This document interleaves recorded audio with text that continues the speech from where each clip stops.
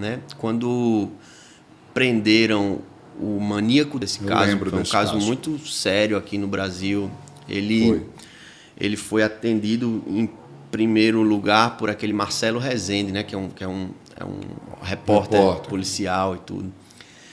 E quando o Marcelo sentou na frente dele, ele: doutor Marcelo, eu não estou entendendo o que é que está acontecendo aí fora. Por que o povo está tão maluco assim? Tá todo mundo gritando, querendo me bater. Ele: você não está entendendo, não? Você estuprou e matou 38, ou mais de 30 mulheres. E ele disse: certo, mas sexo não é assim, não?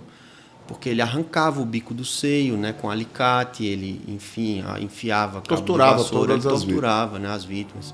Acho que ele não matou, ele torturou. Isso. E aí, quando ele perguntou isso, ele disse: eu estou impressionado com o que você está perguntando. O que foi que aconteceu na sua vida? E ele contou que ele tinha uma tia que fazia isso com ele, né, que abusava dele sexualmente.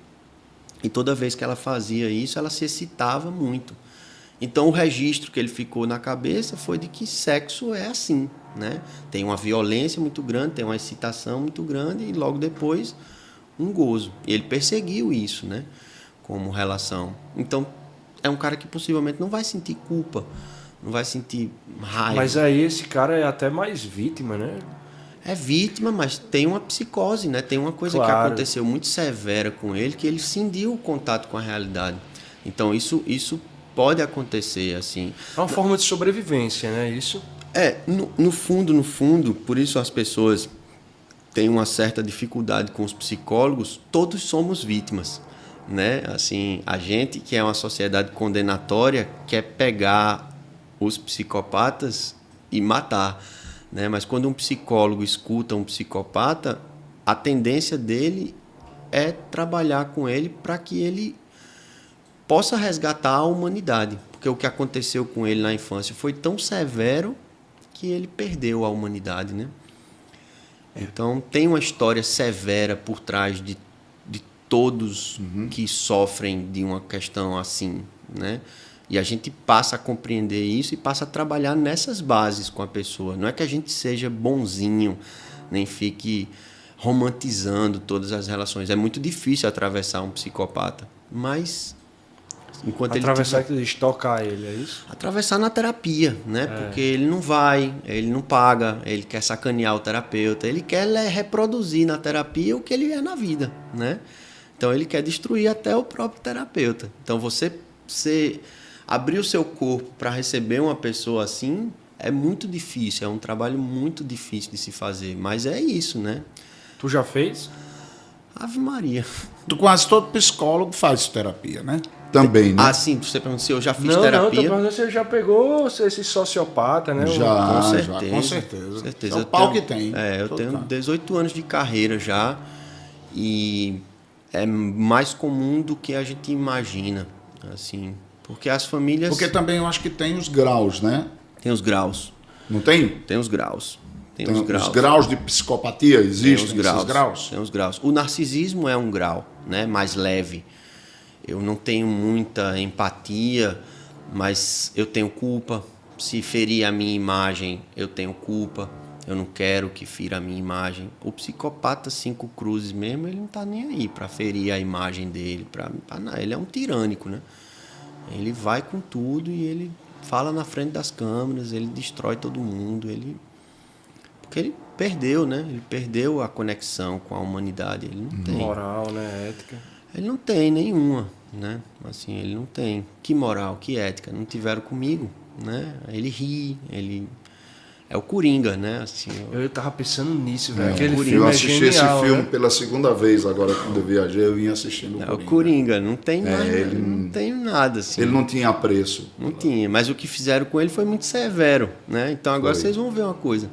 Agora eu vou estampar aqui na sociedade essa pessoa sofrida que eu fui.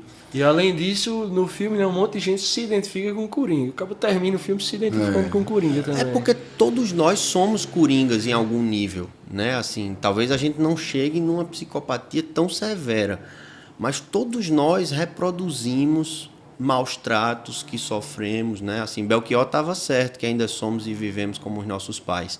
né? Então a gente condena, meu pai me dava surras homéricas e tal, daqui a pouco tá a gente ali batendo no nosso filho, tá a gente, né, tipo, batendo numa pessoa que bateu no filho no meio da rua, achando que está fazendo justiça. A gente, de alguma forma, está reproduzindo os nossos traumas. Por isso que é importante fazer terapia, para a gente poder ficar no aqui e no agora, né? Assim, e sair dessa relação que a gente chama de neurótica, né? Que é distorcer a realidade. Daqui a pouco que você se dá conta, rapaz, eu bati no cara que estava batendo no filho porque eu me transportei para o meu pai e não me dei conta na hora. Ele viu aquilo, ele vivenciou aquilo dentro de casa, né? E acha que pode reproduzir agora? E acha que pode reproduzir agora, assim, porque ele fica insensível ao tema, né? É assim que a gente vai percebendo onde está a doença de cada um.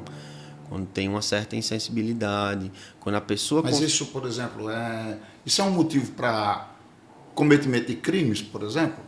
Sim. Porque tem gente que nunca apresentou isso, mas de repente comete um crime. Aí você pergunta, puxa, esse cara era um cara tão bom, amável, na sociedade era um cara tranquilo. Aí numa discussão besta de trânsito matou fulano de tal. E aí? Aí entra um pouco nisso que a gente estava conversando sobre o manejamento da raiva, né? Porque para passar da raiva para a fúria, da raiva para a ira, são 4 segundos. Então, às vezes você mata e se dá conta depois, né? Assim, todo ser humano é capaz de chegar nesse ponto, dependendo o que aconteça com ele, né? Uhum. Eu me lembro de uma cena de adolescência, ali a gente foi para um show no forró, que a gente era muito novinho ali na época ainda, tinha 14, 15 anos, e a mãe de um amigo foi acompanhando a gente. E ela usava um corte de cabelo bem curtinho mesmo, assim. E aí rolou uma briga lá e ela foi apartar a briga. Não tinha nada a ver com a gente, eram 2 pessoas que não tinham nada a ver. E um cara da briga deu uma garrafada nela e ela caiu no chão. O filho dela viu essa cena e eu nunca vi um cara tão possuído assim, de ódio como eu vi naquele dia. Né? Assim, ele foi para cima, tirou o cinto para literalmente matar o cara. Assim, foi preciso vários seguranças para apartar. Então, acho que todo mundo é capaz de chegar num expediente de fúria. Assim. Não é uma coisa que não é humana. Né? Uhum. O que a gente precisa é se trabalhar o tempo todo para ter códigos civilizatórios cada vez mais a menos. Porque a gente chegou muito perto disso há poucos anos atrás. Agora, a gente viveu uma polarização que a barbárie estava se espalhando pelo país, né? Política, matando a pessoa porque ela vota em outro candidato que eu não aceito, né? Foi a gente chegou num tempo de barbárie.